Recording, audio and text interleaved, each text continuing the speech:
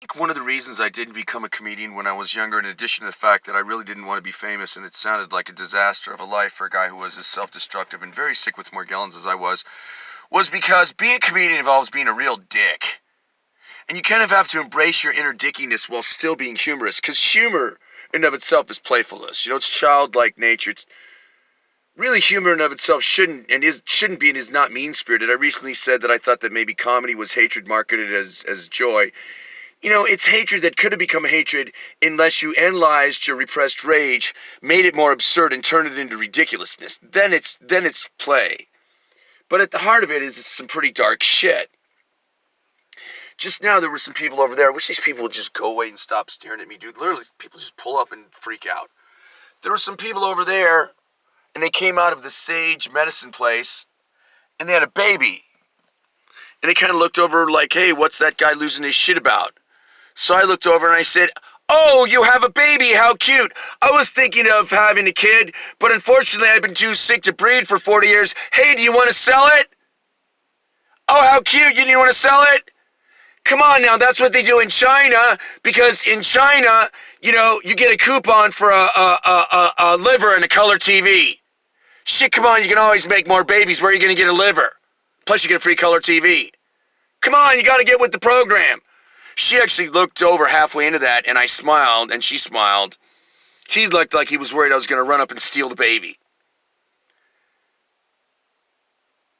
Let's just let that sink in. I've been Googling some shit, and apparently Snoop Dogg has been going around getting half of Hollywood just wasted as shit. So Kevin Hart, Matthew McConaughey. Kevin Hart was great because he's like, you know, I'm a great dad. I don't do drugs. I don't really smoke weed, but I figure you gotta smoke with Snoop.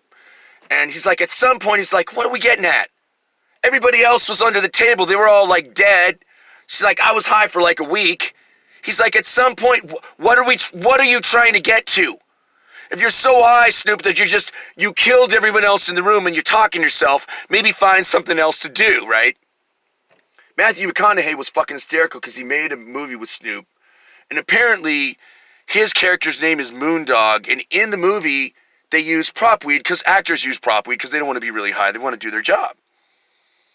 He goes and he makes sure that the weed in the scene with Snoop is prop weed.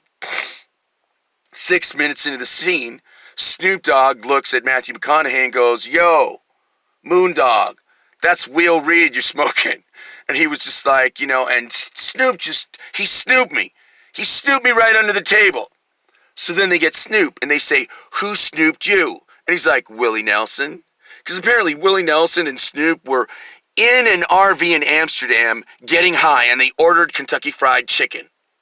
And Snoop leans over to stick his hand in the bucket and pull out the last piece of Kentucky Fried Chicken. And there, right at the piece of Kentucky Fried Chicken, is Willie Nelson's hand. And Snoop just looks over at him and he's like, you know, I had to let Willie have it because he's Willie. That is the coolest story ever. It makes me want to live. It makes me want to live. I want to live because I want to meet Snoop and Willie and get high with them. And fuck Kevin Hart and fucking Matthew McConaughey. If you can't party with us, get out the fucking RV. You don't get any KFC. Fuck you. Willie gets it.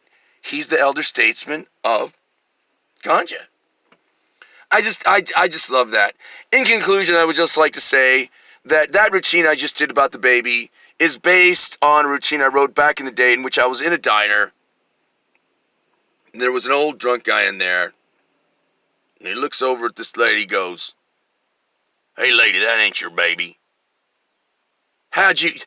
Beautiful girl like you having an ugly baby like that ain't your baby. That baby's too ugly to be your baby. Put that baby back.